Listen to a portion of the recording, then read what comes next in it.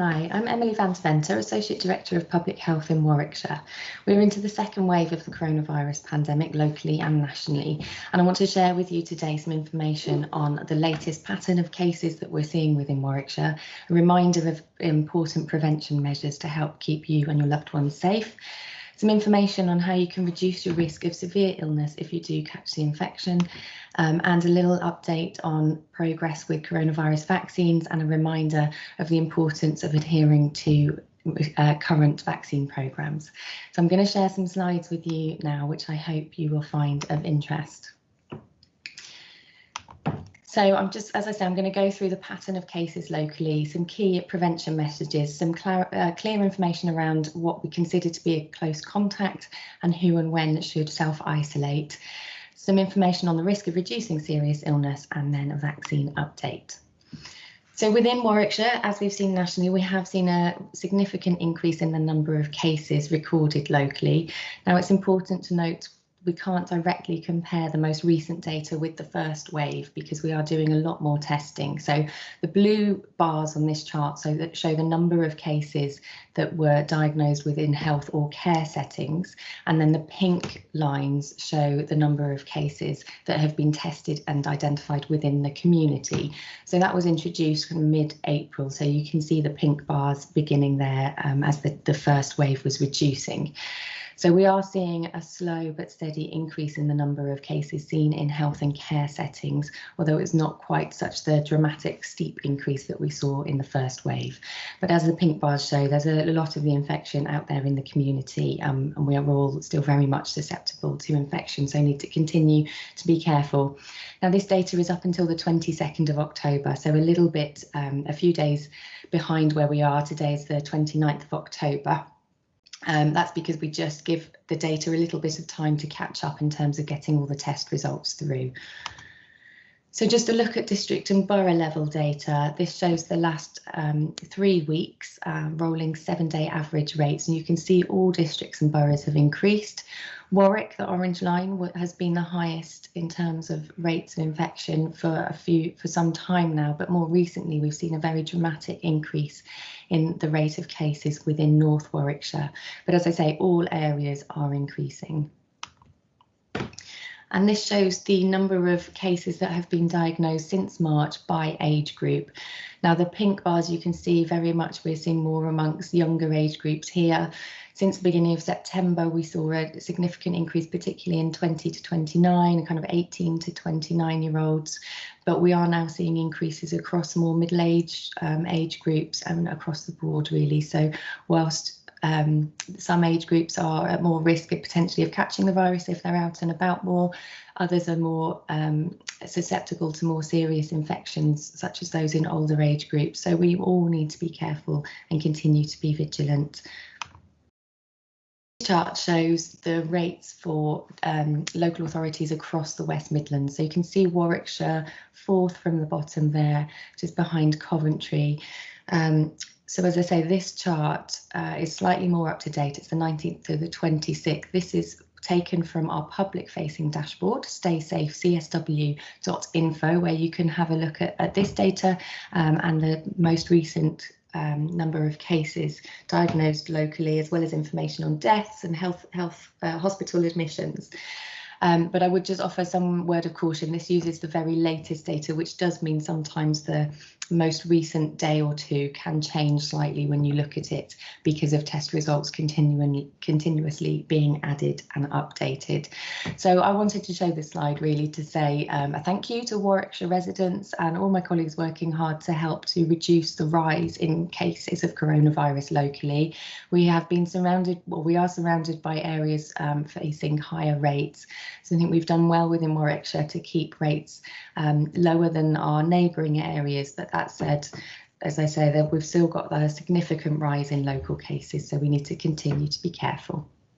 So in terms of the key messages and key measures to help reduce the spread of coronavirus, these remain as they always have been, really, in terms of staying alert to the symptoms. So a new cough, continuous cough, or significant episodes of coughing within a day, a high temperature, or a change or loss in taste or sense of smell. So if you have any of those symptoms, you should self-isolate immediately and book yourself a test as soon as possible. Additionally, hand hygiene and respiratory hygiene are really important to practice good hygiene measures there. So continue to keep washing your hands. Soap and water is the best, but if that's not available, then hand sanitizer with a minimum alcohol content of 60 or 70% is ideal. Catch it, bin it, kill it is a slogan that's been around for some time and often comes out during the winter, the flu season. So that's about good respiratory hygiene. So if you're going to cough or sneeze, do it into a tissue or into your elbow if you haven't got a tissue available. Throw the tissue away and then kill any remaining germs by washing your hands with soap and water. Face coverings are now mandatory in a number of settings, but really it's sensible to wear a face covering if you're going to be out and about and coming into contact with people you wouldn't normally meet, particularly if you're in an enclosed space where social distancing may be difficult to adhere to. So wash your hands, cover your face and keep space between you and others are the key things that we can all do individually to help reduce the risk of transmission. We've currently got the rule of 6, so no group should meet in numbers of more than 6 from people from different households in indoors or outdoor settings. If you are all from the same household, you can meet in a group of more than 6. But if you are mixing with others, that is a really important number to adhere to. So we're currently at medium in terms of the national alert levels. If we were to move to a high alert level, we would no longer be able to meet with people from outside of our household in indoor settings. So the key message there really is to just reduce the number of social contacts that you have to a minimum, and that will help reduce the risk of transmission amongst your social contacts and amongst the wider community. We do know that from our contact tracing data locally, visitors in households and household members are the most common source of exposure to coronavirus. So most close contacts have either visited someone in their home or had visitors or living with others in their home. So that shows the importance of really trying to reduce social contacts, and particularly in indoor settings. So if you do develop any of those symptoms, you need to start isolating, and you would isolate for 10 days from the onset of your symptoms. Book a test as soon as you can, so via nhs.uk/coronavirus or by calling 119. Your household members should be isolating with you until you know the outcome of the test at least. If it's negative, your household members can stop isolating immediately, and you can stop isolating as soon as you feel well enough to do so. And we do advise that if you've had a fever, a high temperature, you wait 48 hours for that fever to have subsided, so 2 days free of a fever, and then you can stop isolating. And that's just good measure, whether it's coronavirus or another infection that you're suffering from. Obviously, don't go out and about until you are well. If you do get a positive COVID-19 result, you will be contacted by NHS Test and Trace, and please do share your contact details with them. I'll come on in a moment to talk more about what we mean by a close contact. The important point there is you would obviously have to now complete your 10-day self-isolation period, and your household members need to complete a 14-day isolation period from the start of your symptoms. So the start of your symptoms is day 0, and then you're free to go out and about again from day 15. If you're a close contact of someone that's had a positive test result, you should be contacted by NHS Test and Trace, either via text or through the app if you've got that on your phone, or you may have a phone call from them. You will be asked to self-isolate from 14 days from the last date of your contact, close contact with the individual who has got coronavirus. So the last day of contact during their infectious period. That day would be day 0, and then you're free to stop isolating on day 15. If you develop symptoms yourself, you should book a test. If that comes back negative, it's really important to remember that you still need to complete your 14-day self-isolation period. Your household members don't need to continue to isolate with you at that time. So if you develop symptoms, they should have begun self-isolating with you. But if you get a negative test result, they no longer need to isolate with you, but you do need to complete that 14-day isolation period. So if you have a positive COVID-19 test result, obviously you need to complete your 10-day isolation period from the date your symptoms started, and your household members complete 14-day isolation period from the day your symptoms started. So when we talk about a close contact, we have some quite clear definitions of that. In terms of who would be considered a close contact and be asked to self-isolate for that 14-day period. So if you've had face-to-face interaction with anybody within 1 metre, or contact within one metre for at least a minute or more, you'd be considered a close contact. If you've spent 15 minutes or more with someone between 1 to 2 metres, you would also be considered a close contact, as you would if you were travelling in a car or a small vehicle together for any period of time. And as I say, if you've been close contact of a confirmed case, you isolate for 14 days. Your household members don't need to isolate at that point, but if you develop symptoms, then they should begin isolation with you until you have a result. Only get a test if you develop symptoms, and if you get test negative, still complete that 14-day period. If you test positive, start a new 10-day isolation period from the onset of your symptoms, and your household members and close contacts must isolate for 14 days from the start of your symptoms. So why 2 metres? So this relates to both the distance and the time of exposure that you've had with a positive case. So the evidence to date suggests that coronavirus is primarily spread through droplet transmission. So that's slightly larger droplets that are exhaled when you're breathing, talking or coughing to somebody. Some infections are considered to be transmitted via aerosols, which are smaller particles which will travel further and linger in the air for a longer period of time. So droplets that are emitted by breathing, coughing, talking tend to fall to the ground within that 2 metre space, hence keeping that 2 metre distance being so important. Sneezing can lead to further travel, but fortunately it doesn't tend to be a symptom of coronavirus. Now, recent evidence suggests there may be a small amount of aerosol transmission, although it's not a big factor in terms of transmission of coronavirus. But that said, we do advise that improving ventilation when you're in an enclosed space can help any risk of transmission, potential transmission through aerosol spread. So if you're in a car with somebody that you don't live with, it's a good idea to open the windows to improve ventilation. If you're at home or within an office space, for example, it's a good idea to have windows open just to improve flow of air. And that will help reduce, if you are exposed to any droplets, it will help reduce what we call the viral load, so the amount of the virus you're exposed to, which is an important factor in itself in terms of whether you would develop symptoms or catch the infection and how severe that could be. So why do we look at 2 days before symptoms? So any virus, any infection has an incubation period. So from the point of exposure, there's a period when you're not symptomatic, but you are infected. After that, you have the full symptomatic period. We also look at the infectious period, and that includes a pre-symptomatic period. So that's when you're not showing symptoms, but you are in fact infectious. And for coronavirus, that is 2 days before the onset of symptoms. So the incubation period for coronavirus is usually around 5 to 7 days from exposure, although it can vary from about 2 to 14 days or 2 to 12 days. We seem to be looking at now based on the latest evidence. But as I say, you're infectious during that pre-symptomatic period, so 2 days before your symptoms show. So if you've been exposed, on average, it would take 5 to 7 days to start showing symptoms. And on average, it would take between 3 to 5 days until you are infectious. So that's why it's really important that whether we've got symptoms or not, we're all really cautious around those prevention measures for washing your hands, covering your face and keeping space between yourself and others when you're out and about.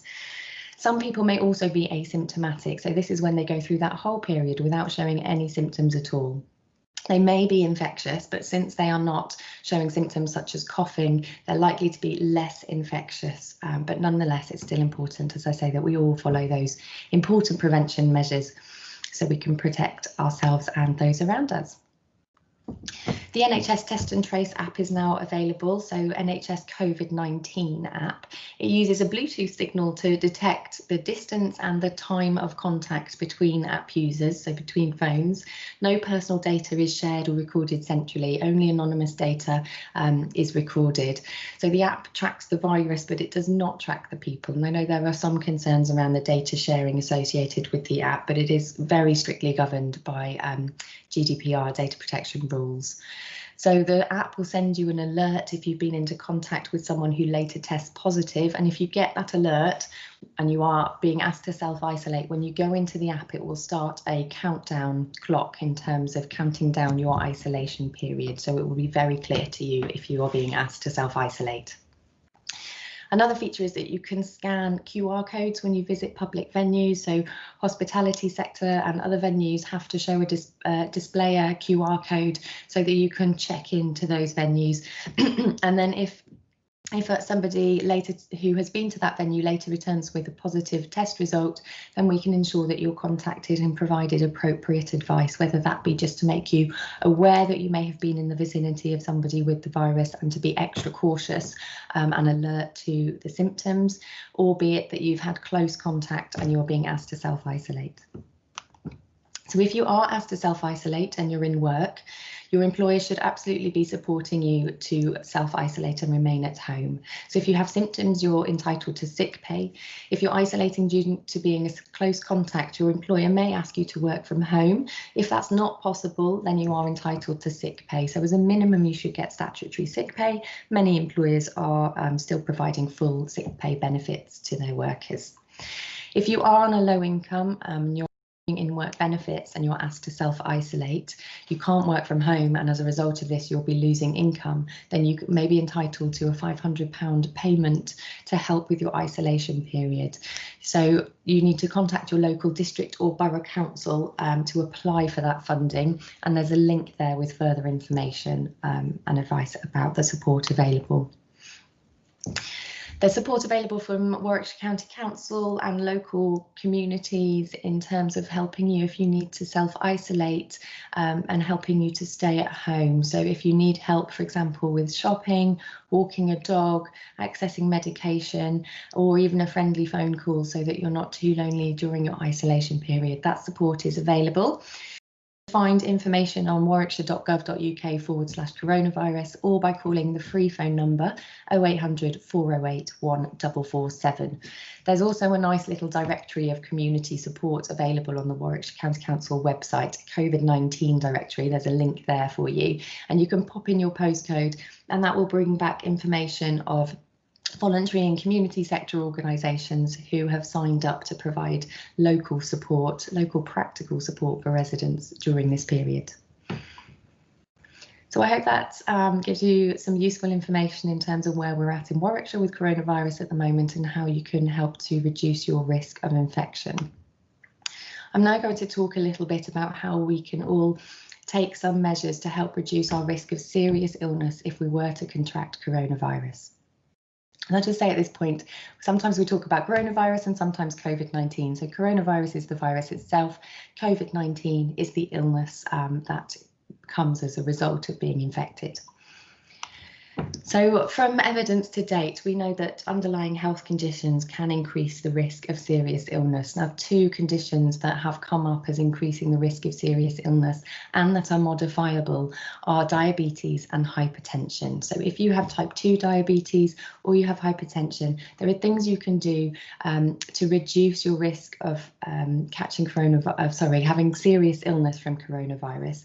Additionally, if you might be pre-diabetes or have slightly raised blood pressure, being more active and having a healthier diet can help to reduce the risk of you tipping over into having diabetes or hypertension, and therefore reduce your risk of serious illness from coronavirus as well. We know that health status, so your general kind of health status, is also a factor in terms of influencing how unwell you may get from a coronavirus infection. So people who are overweight, and particularly people who are obese, or people who are smokers, are more likely to have serious illness as a result of an infection. So we've started talking locally and nationally about COVID-19 prehabilitation. So this is about getting as healthy as possible before catching coronavirus, which will help reduce the risk of serious illness and improve recovery. And some of the key actions we can all take are getting more active, eating a healthier diet, and stopping smoking if you do smoke. It's also important to recognise links between both physical and mental health. The two are absolutely intertwined, so we all need to be looking after both in ourselves and looking out for others too. So there's a whole range of local support available to help you improve health and wellbeing. So there's lots of information on our local services on the Warwickshire County Council website. There's specific information on warwickshire.gov.uk/coronavirus health on the services available and how they've adapted during the pandemic. So some have moved to telephone or online support, but all of our services are open and operating should you need to access them. There's also an image there of our referral portal, our health and wellbeing referral portal, which we have developed within Warwickshire County Council. It's primarily targeted at professionals, but it is available for the public to view, and you can just see the range of support services and information and advice that's available through that route. So be it from reducing drug and alcohol intake, supporting increases in physical activity and reducing weight, or looking after your mental health and wellbeing. There's local services available for everyone. There's also a national campaign that's been launched by Public Health England, the Better Health campaign, and this is specifically focused at looking at those risk factors that we can do something about in terms of reducing our risk of severe illness from coronavirus. So the key messages there again are around quitting smoking, losing weight and getting more active. And you can go to that website, nhs.uk/betterhealth, through which you can access free support, apps, tools, information to support you through making healthy behaviour changes, as well as a 12-week weight loss programme. Within Warwickshire, we also have something called Fitter Futures, which supports healthier lifestyles. So be that from improving diets to getting more physically active to reducing weight. There's support and services available, some of which you need to read eligibility criteria for and would have to have a referral from a GP, some of which are available for anyone to request access to. So please do have a look at that, warwickshire.gov.uk/Fitter Futures. And as I say, it's really important to be looking out for our mental health at this time as well. It's been a challenging year for all, and we've all been struggling and coping in different ways. For children and young people, it's really important that people are available for them to be to talk to. So key messages really are to be there to listen, show interest and be involved in children and young people's lives, take any concerns that they raise seriously and support them through their difficulties. Also try to encourage positive interest, build positive routines and try and engage them in activities and hobbies that they may enjoy. So there's a link there, nhs.uk/1u/everymindmatters, through which you can access information on both children and adults' mental health and wellbeing support. For adults, as I say, same link, and through that link you can find tips and tools on how to stay mentally well, be that improving your sleep, coping with depression and anxiety, or specific information if you are feeling anxious about coronavirus specifically. And I say it's important to look after our mental health as well as our physical health at this time. There is evidence that shows that living with stress can reduce the effectiveness of our immune system. So looking after your mental health can help you to keep stronger in terms of fighting off coronavirus too. Within Coventry and Warwickshire, we recently launched a website called dearlife.org.uk. This is specifically focused on suicide prevention messages, and there's information and advice available to people if they are struggling themselves, worried about somebody, or if you've been bereaved by a death by suicide. So there's links to local services as well as self-help information, links to local apps that we've purchased as a local system and made freely available to our residents. So there's a Stay Alive app in which you can create a little life box, remind you of positive things and things to live for which can be helpful to look at when you're feeling low. Suicide is a difficult topic to talk about, but actually we would really encourage people, if you have any concerns about a loved one or someone you care for, that they may be feeling suicidal, to ask them directly. Actually, just giving people a space to open up can be a real lifesaver. So, you know, you're not professional, but if you can just give them some space to be listened to, and then feel empowered in terms of supporting them to access additional services and support, such as those on this website, that can make a real difference to somebody. So please do look out for people if you're worried about them.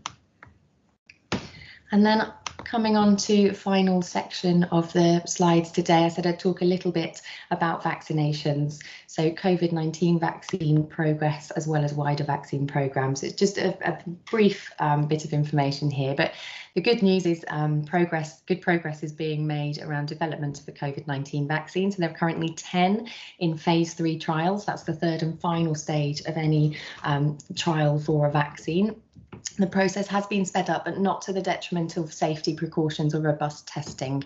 So some of the ways that they've sped it up is to perhaps when they're coming towards the end of phase 2, they've started recruitment for phase 3 rather than waiting for phase 2 to completely finish and then starting to recruit for phase 3. So there's been practical ways they can speed up that process. Additionally, this is an absolutely unprecedented global effort to find a vaccine for COVID-19. But I would say this, but from a public health perspective, I would, preventative approaches are often underfunded, but actually now we have so much effort going in by the whole research community to find a vaccine for COVID-19 and improvements in treatments for the illness, that I've no doubt we will find a safe and effective vaccine to support us in combating this virus. But it's not only COVID-19 that we need to be thinking about in terms of protecting our health and protecting the health system to cope as well. So it's really important to still take up vaccines for other diseases when you're due to have them. The flu vaccine programme has been extended this year to include more people to be eligible for a free vaccine, because we are concerned about the double impact that flu and COVID-19 infections could have, both on health services and on our local communities and individuals. So when you're invited to access the flu vaccine programme, when you're invited to attend an appointment, please do go along. There has been a really significant demand for flu vaccines locally and nationally, which is really positive to see. It does mean throughout October, if you weren't within the eligible cohort, you may have struggled to get a vaccine paid for or otherwise. Additional supplies are coming online in November, so hopefully the situation will improve, but really important, as I say, when you're invited for a vaccination, please do take that up.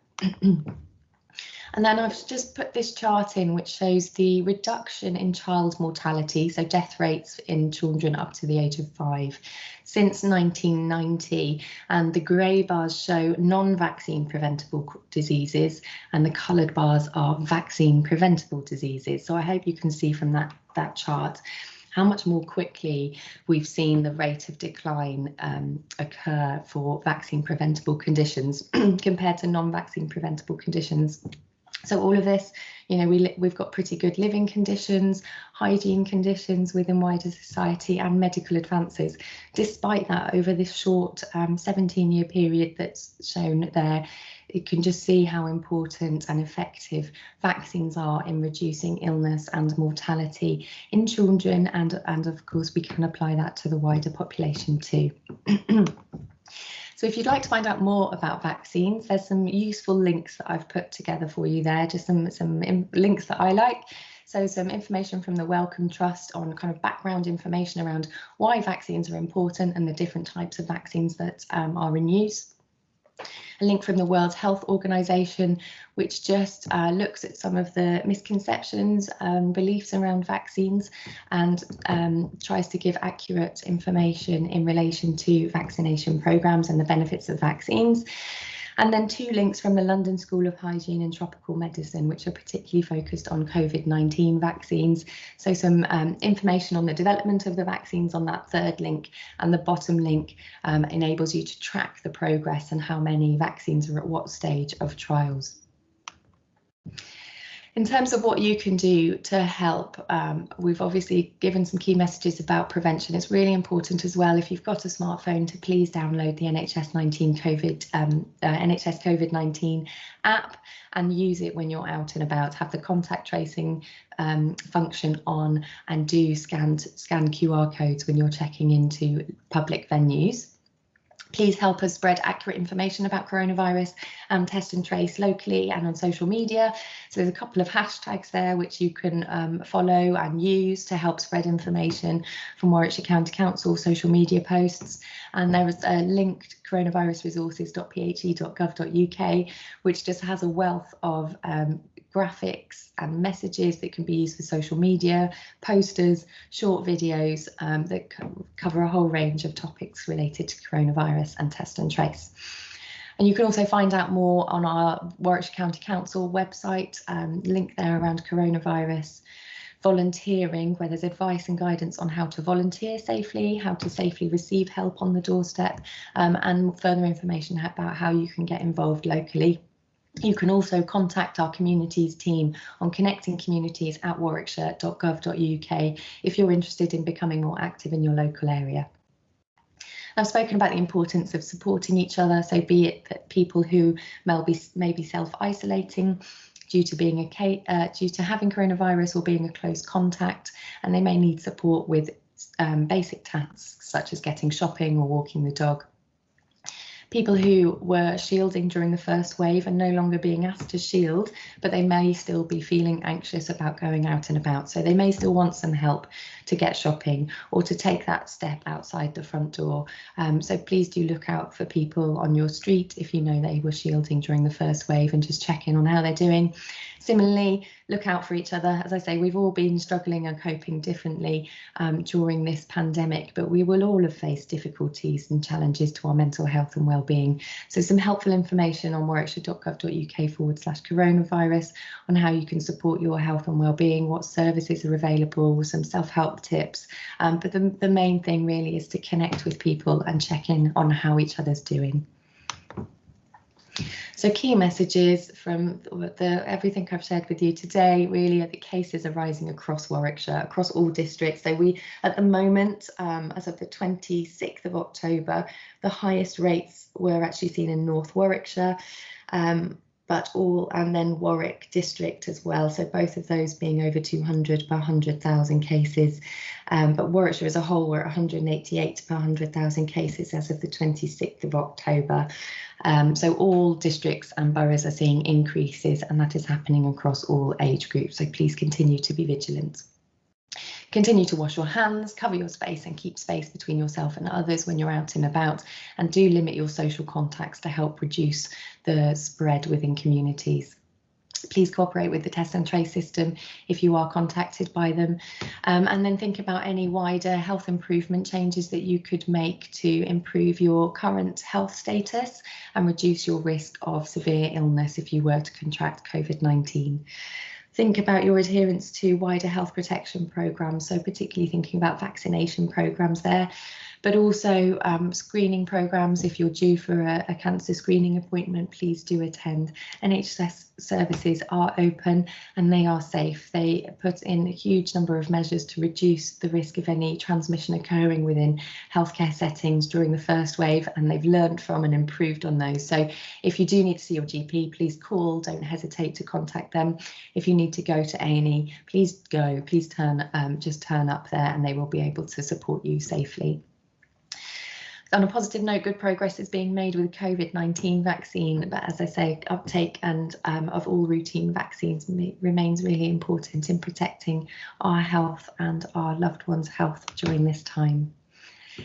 So I hope you found that information helpful and interesting. If you do have any questions following on from this video, please send them in to connectingcommunities@warwickshire.gov.uk, and we'll then collate all the questions that we have and put together some answers that we can then share with everybody. So many thanks for your time today, and I do wish you well over this coming winter period. Please continue to stay safe and do the right thing for Warwickshire and those we care about. Thank you.